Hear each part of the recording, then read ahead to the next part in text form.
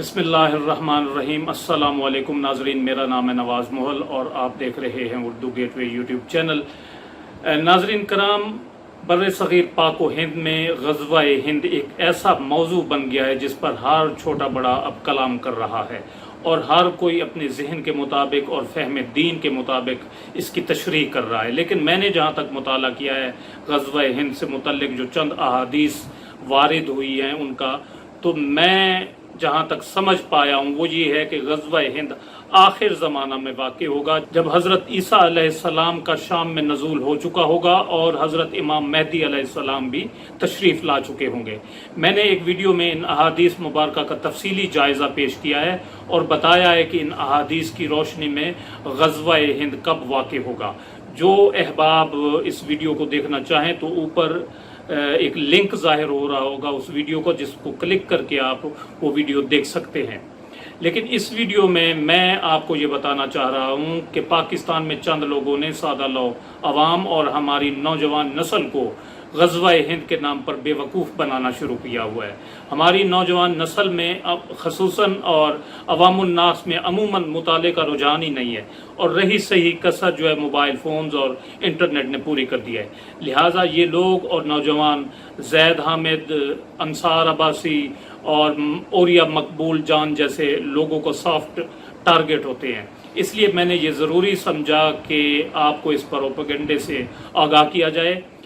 नाज़रीन कराम, एक वीडियो पिछले दिनों ज़ैद हामिद ने रिकॉर्ड कराकर यूट्यूब और फेसबुक पर अपलोड की। वीडियो का लिंक डिस्क्रिप्शन में मौजूद है। जो अहबाब इस वीडियो को देखना चाहें वो डिस्क्रिप्शन में मौजूद लिंक पर क्लिक करके देख सकते हैं।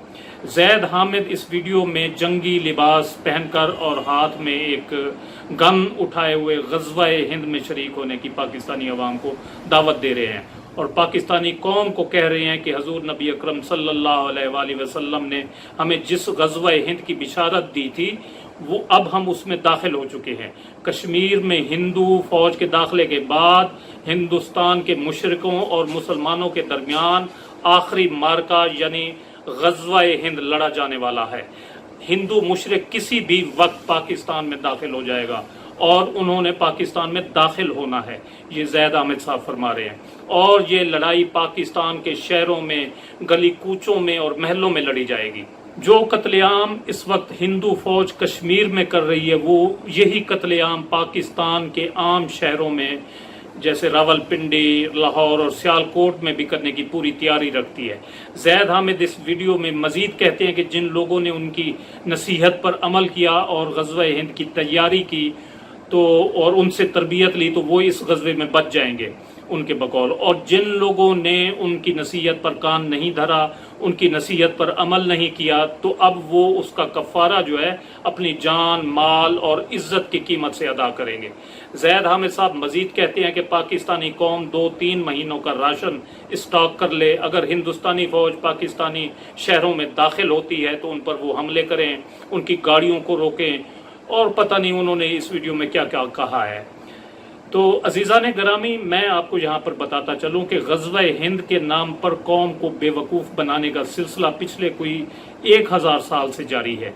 मोहम्मद बिन कासिम जब 712 ईस्वी में सिंध में दाखिल हुआ तो उस वक्त भी मोहम्मद बिन कासिम को और उनके हवारियों को ये बिशारत दी गई इन हदीस की रोशनी में कि आप हिंदुस्तान पर हमला करने वाले उन 2 खुश नसीब ग्रोहों में से एक हैं जिनको नबी अकरम सल्लल्लाहु अलैहि वसल्लम ने अपनी ज़बान मुबारक से जन्नत की बिशारत दी है।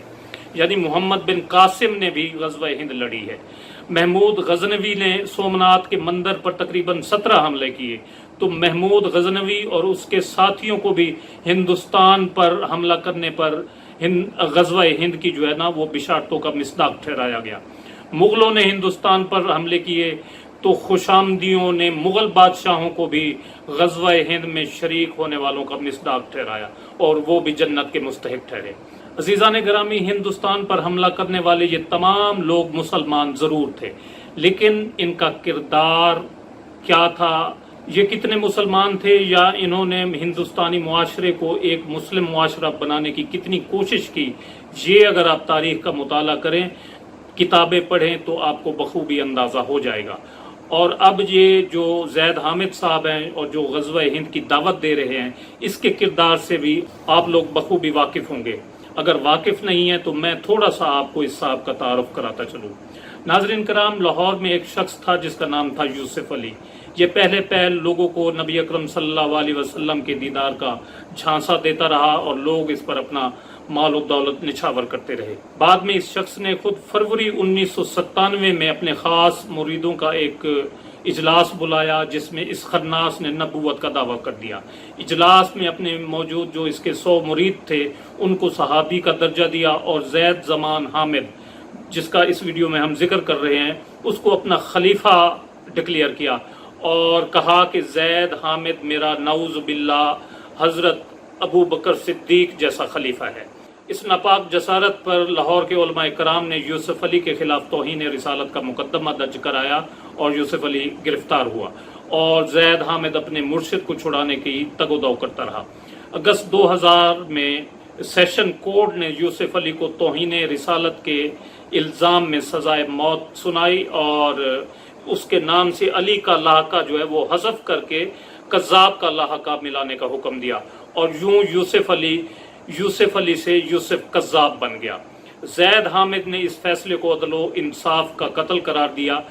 یوسف کذاب جب جیل میں قید تھا تو اس نے اپنے ماننے والوں کو یہ پیغام بھجوایا کہ میرا صحابی اور خلیفہ اول میرے بعد آپ کا سربراہ اور رئیس ہوگا، اور یہ نام نہاد صحابی اور خلیفہ اول کوئی اور نہیں تھا بلکہ یہی زید حامد تھا۔ اپریل 2011 میں کوٹ لکھپت میں ایک قیدی جو تھا جس کا نام طارق تھا، اس نے یوسف کذاب کو قتل کر دیا اور یوں یہ قصہ تمام ہوا۔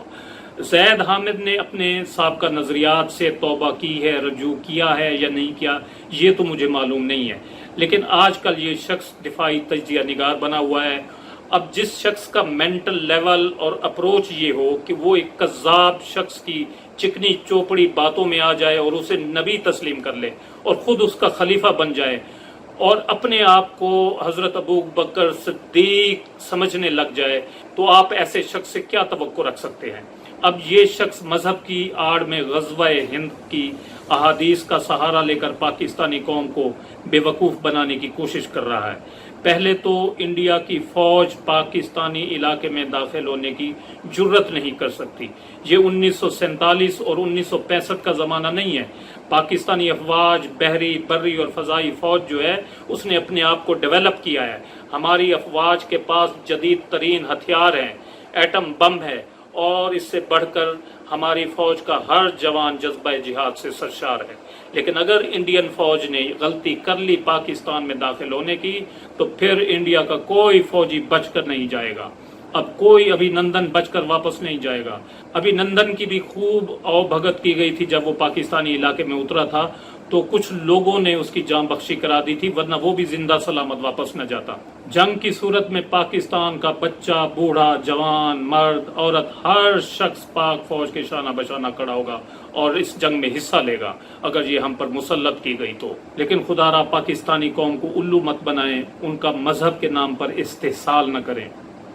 تو یہ میری چند گزارشات تھیں جو میں نے آپ کے سامنے رکھی۔ امید ہے ویڈیو آپ کو پسند آئی ہوگی، جسے لائک اور شیئر کرنا نہ بھولیں اور اپنی رائے کا اظہار کمنٹ سیکشن میں آپ ضرور کریں گے۔